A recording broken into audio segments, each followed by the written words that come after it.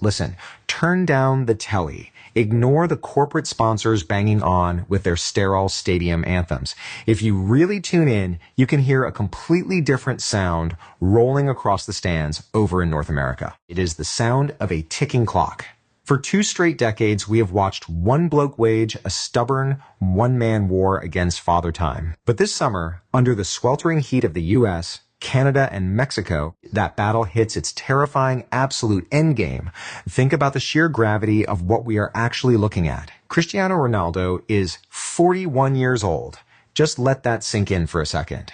We are talking about a sport where 22-year-olds are physically at the absolute peak of their powers, and 35-year-olds are normally shipped off to secondary leagues for a nice, quiet retirement payday. Yet here is Ronaldo walking out for a record-breaking 6th World Cup. Nobody in the entire history of proper football has ever tried what he is attempting right now. The current record for the oldest bloke to ever lift that iconic golden trophy is Dino Zoff.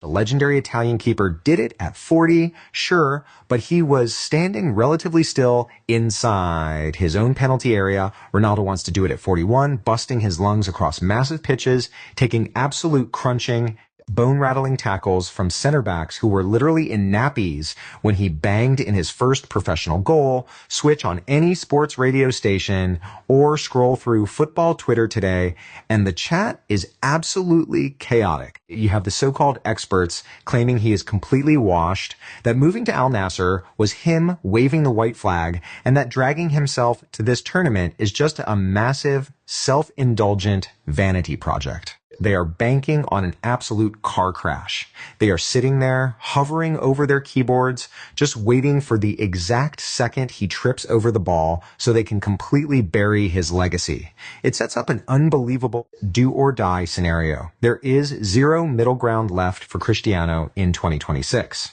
This summer will not wrap up with a polite standing ovation and a nice little wave to the crowd. It is going to end in one of 2 ways, either an absolute mind-bending miracle where he reclaims his crown, or the most brutal, globally televised disaster class of the greatest goal scorer we have ever seen. The stage is perfectly set. The entire planet is watching, and his margin for error is exactly 0. To properly wrap your head around how massive this is, you have to look at the squad around him. For the best part of 20 years, watching Portugal at a major tournament was like watching a broken record. It was always the exact same script. An absolute apex predator trying to drag an entire nation kicking and screaming over the finish line. Yeah. If Ronaldo didn't bag a worldie or pull some impossible gravity-defying magic out of thin air, Portugal were getting turned over. We have all seen the clips of a younger, furious Ronaldo throwing his arms around because his midfield couldn't string 3 passes together, or his defenders were bottling it at the back. Fast forward to 2026, and that old reality is completely dead and buried. The mad irony of Ronaldo's final chapter is that right as his legs are finally starting to go, Portugal has somehow cooked up the most frightening, outrageously talented super team in their entire history.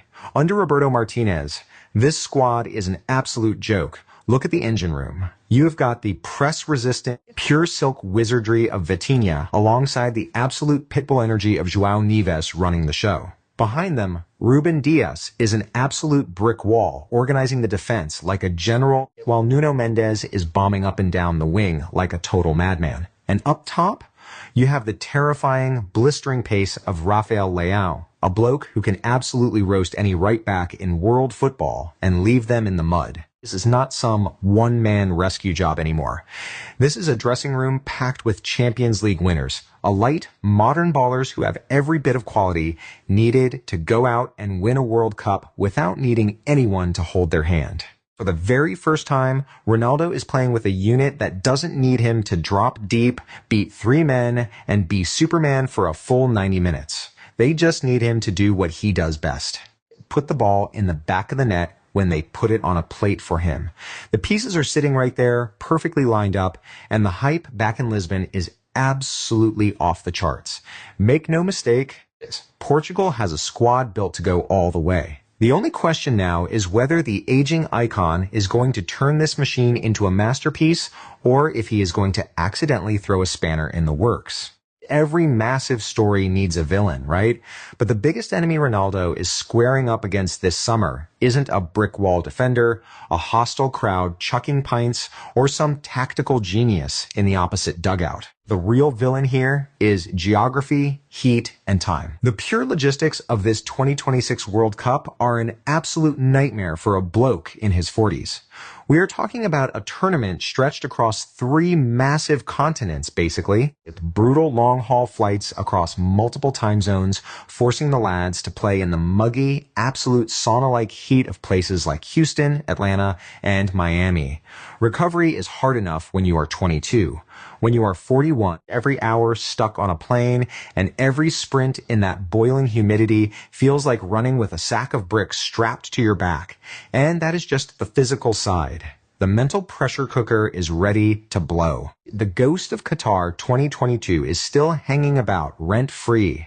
That tournament where we all watched Lionel Messi get carried around like a god with the trophy, while Ronaldo was storming down the tunnel in tears after getting completely shut out by Morocco. The media absolutely loves this angle. They want to paint this whole summer as Ronaldo's desperate, frantic scramble to match Messi's fairy tale ending.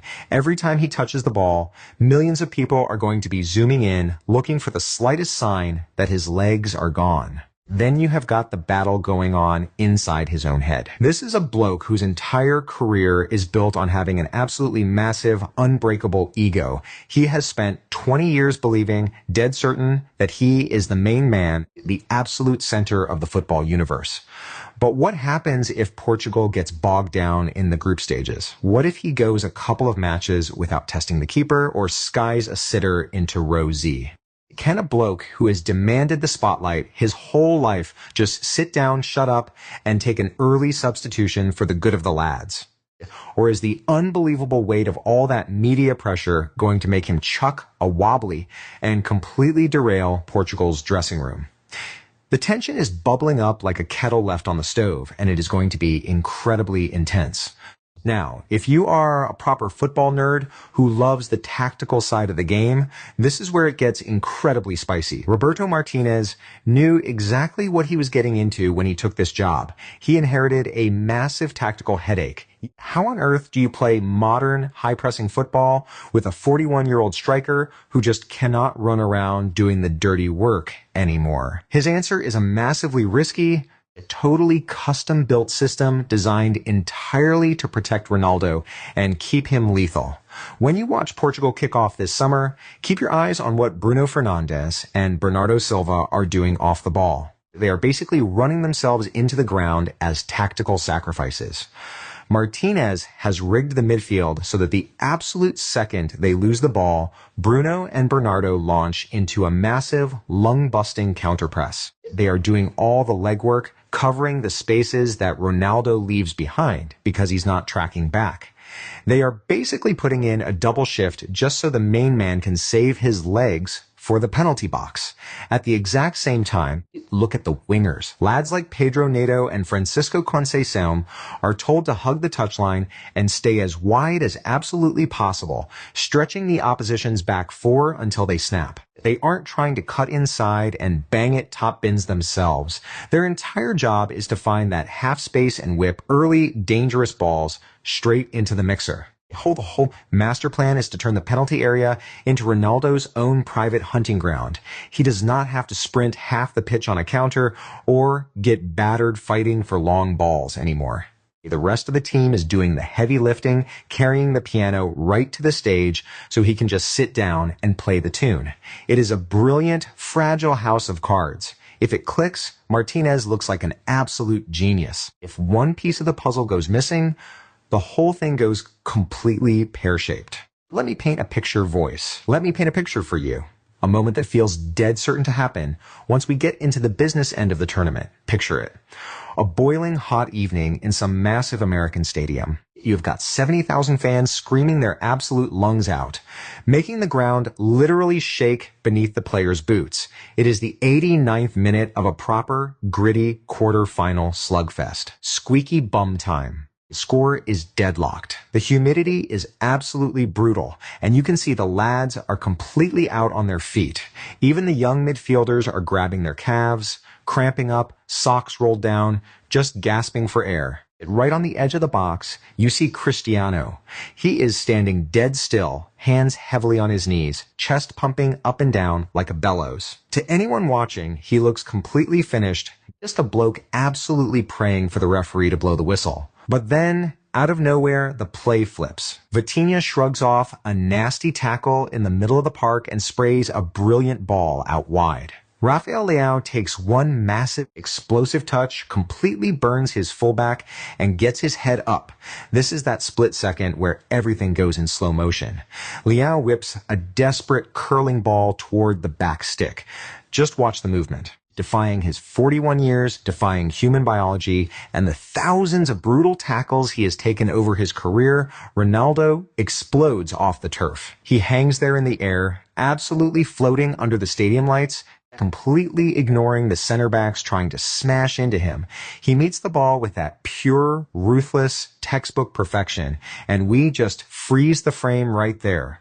The ball inches away from the keeper's gloves, the entire world taking one massive collective breath. If that ball hits the back of the net, mate, we are talking about absolute unparalleled limbs. Imagine the scenes. Ronaldo absolutely belting it toward the corner flag, leaping into the air and hitting that iconic celebration as 70,000 people roar it right back at him. You would have his family in tears up in the posh seats, his teammates absolutely mobbing him, dogpiling him on the grass, and the internet basically melting down completely. It would be pure, unadulterated football magic. A massive, deafening two-finger salute to every single doubter who sat in a studio and said he was finished. But you have to look at the other side of the coin, the nightmare scenario. If he skies it over the bar, or the keeper pulls off an absolute worldie of a save, and the other team goes down the other end and knocks Portugal out, the aftermath would be absolutely chilling. Imagine that horrible dead silence that sucks the air right out of a stadium when a massive team goes out. You would just see Ronaldo standing there in the middle of the pitch, completely alone, staring at the turf while the other team goes absolutely mental around him. No dramatic speeches. Just a long, gut-wrenching walk down the tunnel with his head completely down, knowing the door is shut forever. And the papers the next morning, they would absolutely butcher him. They would not be talking about his legendary career. They would be calling him a selfish liability who ruined a golden generation because he didn't know when to pack it in. 1 inch, 1 fraction of a second, that is all that separates him going down as an absolute football god, or a bloke who stuck around a bit too long and spoiled the party. When all is said and done, whether Portugal flies home from the States with the trophy or a massive hangover of what ifs, we need to take a step back and look at the actual history we are watching. This is not just another summer tournament. The 2026 World Cup is the absolute definitive end of an era that has completely dominated our lives as football fans for 20 years. For 2 straight decades, we have been completely spoiled by this ridiculous, non-stop argument between 2 absolute aliens of the game. We just got so used to them dropping 10 out of 10 masterclasses every single week. But watching Ronaldo out there in America, we are literally watching the final pages of that story being written right in front of us. This is the last time we get to see the ultimate self-made machine. He didn't just rock up with raw, God-given talent and rely on that. He absolutely tortured himself into becoming a goal-scoring cyborg. The crazy diets, the ice baths, the psychotic training routines, he completely changed what it even means to be a top-level footballer. When he finally does hang up the boots, there is going to be a massive gaping hole in the sport. The casuals who only flicked the telly on to see the famous number 7 will find something else to do, but the proper hardcore football fans are going to feel a massive wave of sadness, knowing we are never getting another one like him. We are watching the sun go down on an absolute giant of the game, and whether you love him or hate him, you have to respect the absolute dedication he gave to the sport. All you need is a short voice, At the end of the day, football doesn't care about your feelings. The pitch doesn't care how many trophies you have sitting on your mantelpiece. The ball doesn't care how old you are. And the final whistle eventually blows for every single player. Father Time has an undefeated record. He has retired every great, every legend, every single hero this sport has ever seen. But for 20 unbelievable years, Cristiano Ronaldo has spent every waking minute making the impossible look like a casual Tuesday. So as we gear up for this massive historic World Cup, I have to ask you the big one. When he steps out onto that pitch for the very last time, carrying the weight of Portugal and millions of fans right on his back, how does this movie end? Is the clock finally going to catch up and brutally expose him? Or is he going to pull off one last massive miracle and cement himself as the absolute king of the game? Get down in the comments right now and let me know exactly what you think happens to Portugal and Ronaldo this summer. Did they go all the way and lift it, or are they heading for absolute tears? If you want to follow every single bit of the drama, the tactical deep dives, and the absolute roller coaster of this 2026 World Cup, do me a massive favor, smash that subscribe button and turn on the notifications so you don't miss a thing. Cheers for watching, and I will see you at the next kickoff.